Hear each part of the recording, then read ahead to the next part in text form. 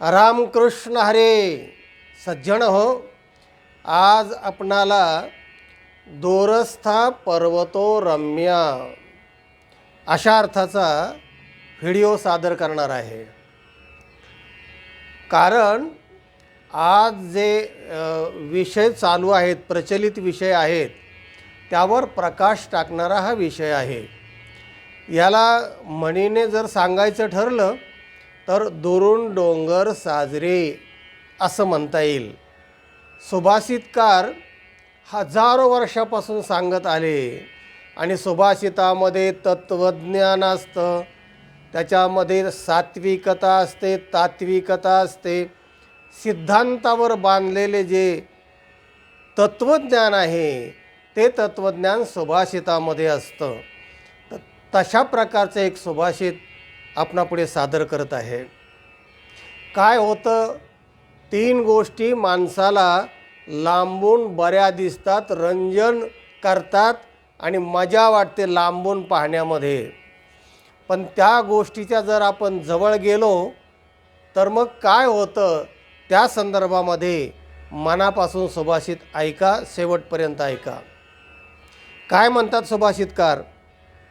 दोरस्था पर्वतो रम्या वेश्याच मुखमंडनम युद्धस्य वार्ता रम्या त्रीणि रम्याणि दूरतः.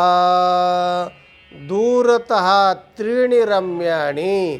लांबून 3 गोष्टी आनंदकारक, रंजनकारक, मजा मारायला बऱ्या वाटतात, असं सुभाषितकाराचं म्हणणं आहे. तर पहिली गोष्ट, दोरस्था पर्वतः रम्या. लांबून दुरून डोंगर साजरे. काय डोंगर सुंदर आहे, काय झाडी आहे, काय पक्षी आहेत, काय काय. लांबून डोंगर पाहण्यात मजा, आनंद वाटतो.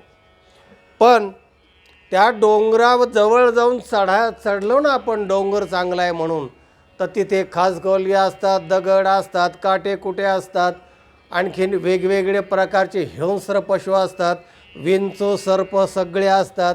तेव्हा डोंगरावर राहणारे ज्या सगळे गोष्टी आहेत ना, त्या अतिशय दुःखदायक असतात.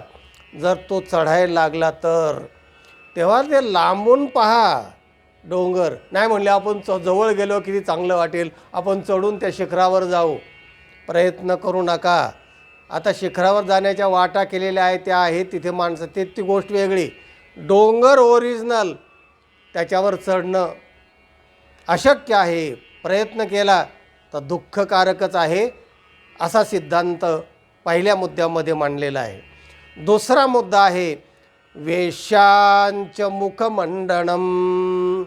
वेश्येने केलेला शृंगार, नटनाट्य केले, हावभाव केलेले आहेत, शरीराचं रंगमंच मस्त रंगवलेलं आहे. कारण ती गिऱ्हाईकाची वाट पाहत असते आणि म्हणून लांबून पाहिल्याबरोबर पाहणाऱ्याला, त्या विषयी माणसाला लगेच आकर्षण निर्माण होतं आणि त्या आकर्षणामध्ये तो खेचल्या जातो. आणि मग का जर तिच्या जवळ गेला आणि तिचा सहवास केला तर मग शक्तीही क्षीण होते आणि खिसे खाली होतात आणि नीट एका क्षणिक आनंदासाठी सगळं दुःख त्याला पदरात घ्यावं लागेल.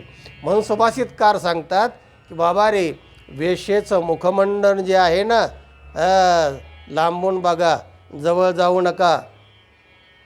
तिसरा मुद्दा, युद्धस्य वार्ता रम्या त्रीणि रम्याणि दूरतः. आणि हा विषय महत्त्वाचा मला मांडायचा आहे. युद्धस्य वार्ता रम्या. आता युद्ध चाललेलं आहे. इस्रायल आहे, अमेरिका आहे आणि दुसऱ्या बाजूला इराण आहे आणि त्याचे गुप्त मदत करणारे अनेक इस्लामिक राष्ट्र आहेत आणि घनघोर युद्ध चालले. महिना होऊन गेला. कित्येक दोन्ही देशांचं प्रचंड नुकसान झाले. मनुष्यहानी पण खूप झालेली आहे. या सगळ्या गोष्टी इतक्या भयंकर आहेत आणि सगळ्या जगाला त्याचा परिणाम भोगावा लागतो. युद्ध हजारो किलोमीटर लांब आहे, लांब लांब देश आहेत. त्याच्यापेक्षा युद्ध जरी 4-6 राष्ट्रामध्ये चालू असलं ना, तरीही आज आपल्याला इथे झळा सोसाव्या लागतात. सिलेंडर मिळत नाही, सगळं इंधन महाग झालं आहे. सगळ्या गोष्टी ज्या आहेत ना त्याचा परिणाम भयानक आपल्याला जाणवू लागलेला आहे. आणि मग अशामध्ये जर तिसरं युद्ध महायुद्ध सुरू झालं आणि इस्लामिक राष्ट्र एकत्र झाले किंवा हे जर युद्धावर पेटले, कुठं तो कोरिया तो म्हणतो मी बटन दाबलं तर मी सगळ्याचा विनाश करील, असं जर होत गेलं पुढे, तर एखादं मिसाईल जर आपल्यावर पडलं तर आपल्याला मग कळेल की बापरे, मेले की माणसं, आपले 10-20 शहरं खलास झाले की. म्हणजे आत्ता सगळ्या युद्धाच्या बातम्या मोबाईल उघडले की लोक मस्त पाहतात. युद्धस्य वार्ता रम्या. आता तिकडं युद्ध चालू आहे म्हणून आपण मस्तपैकी एन्जॉय करतो आहे, पाहतो आहे. थोडे दुःख आपल्यालाही झळा लागलेले आहेत, पण लांबून मात्र युद्धाच्या गोष्टी बऱ्या वाटतात. पण प्रत्यक्ष युद्ध किंवा प्रत्यक्ष आपल्यापर्यंत जेव्हा ह्या गोष्टी पोहोचतील, प्रत्यक्ष अप्रत्यक्ष पोहोचल्यात, सगळे महागाई सुरू होणार, सिलेंडरचे आत्ताच मिळत नाही, मोठे मोठे हॉटेलं बंद झाले म्हणून त्यांनी चुली पेटवल्यात आणि सगळ्या गोष्टी सुरू झाल्यात, पण प्रत्यक्ष नाही आपल्याकडे अजून. त्या झळा आहेत, त्याच्या झळ्या लागतात ना तसं. तेव्हा युद्ध हे नेहमी विनाशकारी असतं, दुःखकारी असतं आणि कोणालाही ते फायद्याचं नसतं. कोणत्याही देशाला, कोणत्याही कुटुंबाला, कोणत्याही व्यक्तीला परिणाम त्याचे वाईटच भोगावे लागतात. जोपर्यंत दुसरीकडे चाललं आहे तोपर्यंत ठीक आहे. तेव्हा ह्या गोष्टी लक्षात घ्या.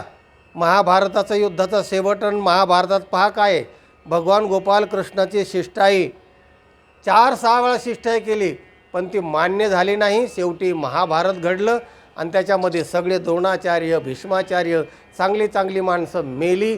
सगळे औक्षयीने 11 औक्षयीने सैन्य थोडे का, हे सगळे मेल्यानंतर मग जे भयानक परिस्थिती निर्माण झाली, मेल्यावर युद्ध जिंकलं ते ठीक आहे, पण पुढे आनंद झाला का त्यांना, तर झाला नाही. कारण अर्जुनाने एका ठिकाणी म्हटलं आहे की भीक्षमपी हलोके, मी भीक मागेन पण रक्तरंजित या लोकांना मारून रक्तरंजित पृथ्वीवर मी राज्य करू इच्छित नाही, असं भगवंताला सुरुवातीलाच म्हटलं. पण भगवंताने त्याला समजूत घातली की ह्याला युद्धाशिवाय आता दुसरा पर्याय नाही. आणि मग युद्ध झाल्यानंतर सगळे उदास झाले, आता कोणावर राज्य करायचं. आणि खरंच परिस्थिती झाली. तेव्हा स्वर्गारोहण वगैरे बघा त्यांची शेवट काय झाले, किती दुःखी झाले.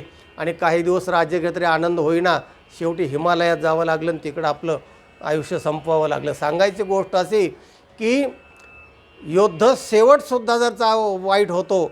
आणि कोणतंही युद्ध, रामायण पहा, एका स्त्रीने म्हणजे कैकेयीने खडा टाकला आणि राम आसनावर बसण्याच्या अगोदर तिने वर मागितले, रामाला वनवास 14 वर्ष आणि भरताला गादी, असं म्हटल्यावर पुष्कळ दशरथाने समजून सांगितलं.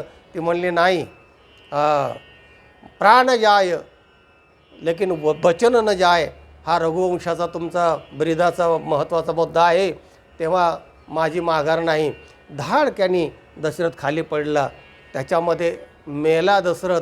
आणि पुढचं ज्या सगळ्या गोष्टी झाल्या, रामाला वनात जावं लागलं.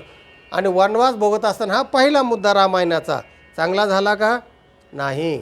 हा अट्टहास, कट्टरता इतकी वाईट आहे ना, ती कैकेयीची कट्टरता सुरुवात झाली दुःखाला.